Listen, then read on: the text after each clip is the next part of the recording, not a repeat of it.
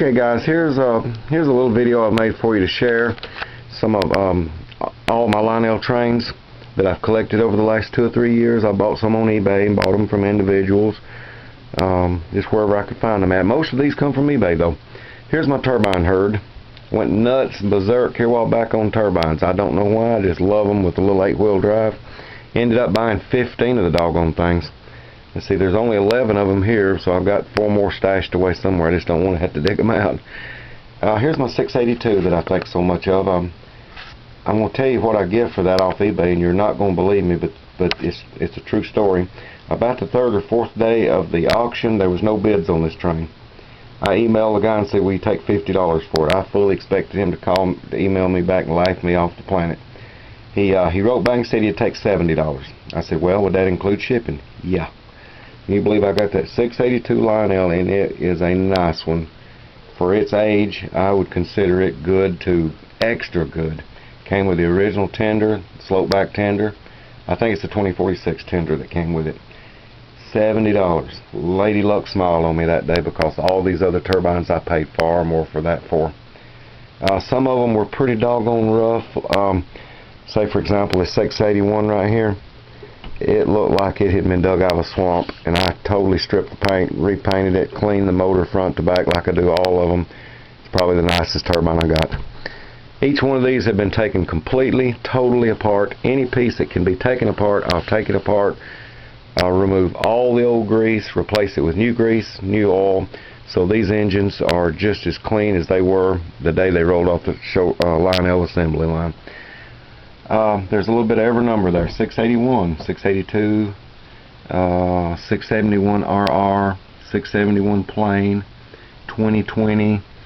I think I've got a couple of each turbine they made.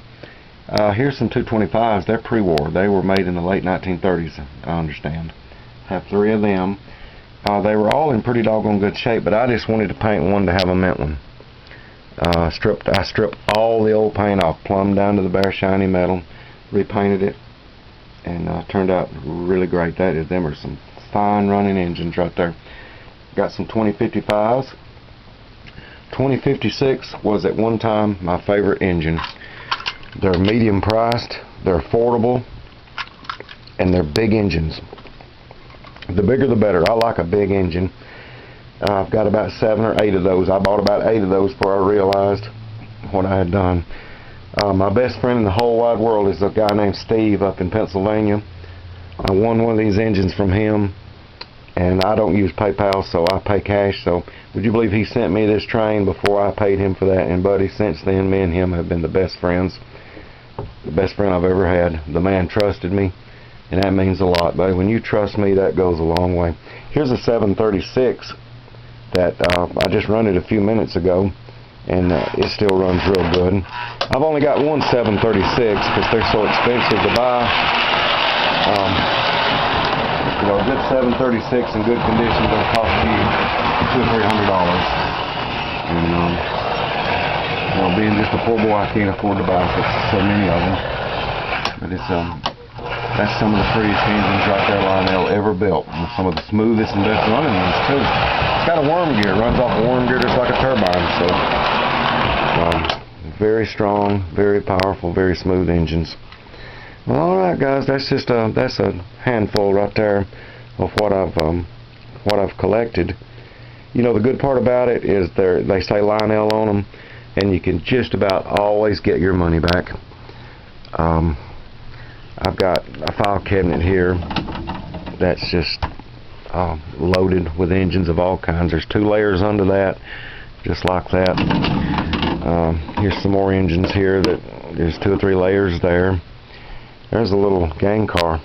You know, it works off when it bumps into something, it'll bump and go one way, and then when it bumps and hits something, it'll turn and go the other way. How about that?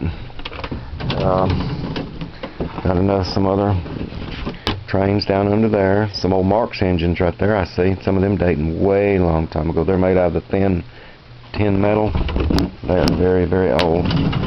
Up here I've got you know, my war bonnets. I've got 2 or 3 layers of them right there. Went nuts over war bonnets here a while back. You know, a lot of people laugh at toy trains being collected, but they are a serious thing. People are as serious about trains as millionaires are about collecting cars. It's just cheaper for us poor boys to collect trains than it is to collect cars. Listen, y'all have a wonderful Christmas, and someday I'm going to have me a big Lionel setup, you know, a big setup in the room, but right now I don't have a spare room, so I have to rely on this fold-up train table. On the other side of it, when it folds up, I don't know if you can see it under here in the dark, but I've got a real railroad crossing sign right under there. It was given to me by a man that's in the railroad. Well, alrighty. Y'all have a good Christmas, and I hope you enjoyed seeing some of my trains. Goodbye.